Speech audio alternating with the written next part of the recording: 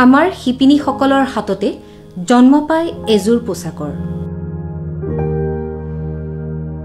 এই তৈয়াৰ হোৱা পোছাকযোৰ কোনো সাধাৰণ পোছাক নহয়। এই পোছাকযোৰৰ প্ৰতিটো সূতাত অন্তৰ্নিহিত হৈ আছে শ্ৰদ্ধা, ভক্তি।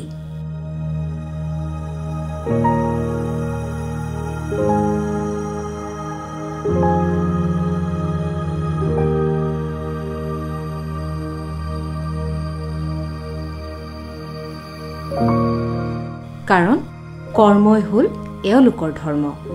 দেৱীমাৰ আশীৰ্বাদ লৈ এওঁলোকে সুন্দৰকৈ তৈয়াৰ কৰি তোলে এনেকুৱা পৰম্পৰাগত পোছাক।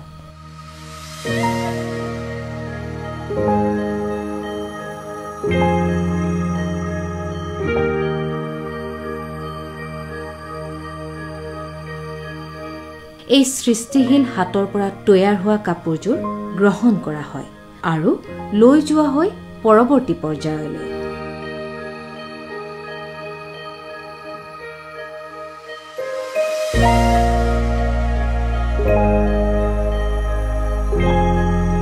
এটা নামাকৰণৰ জৰিয়তে এই পৰম্পৰাগত পোছাকযোৰ প্ৰদান কৰা হয় গ্ৰাহকলৈ।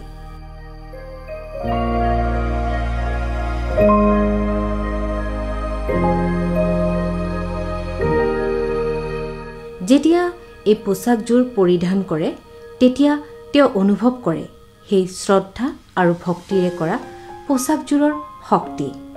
এই পোছাকযোৰৰ স্পৰ্শই অনুভৱ কৰাই নিজৰ পৰম্পৰাগত কাপোৰৰ আশীৰ্বাদ স্বৰূপে পোৱা সেই শক্তিক। আহক এই দুৰ্গা পূজাত আজাকাৰ পৰম্পৰাগত পোছাক আশীৰ্বাদ স্বৰূপে পৰিধান কৰোঁ।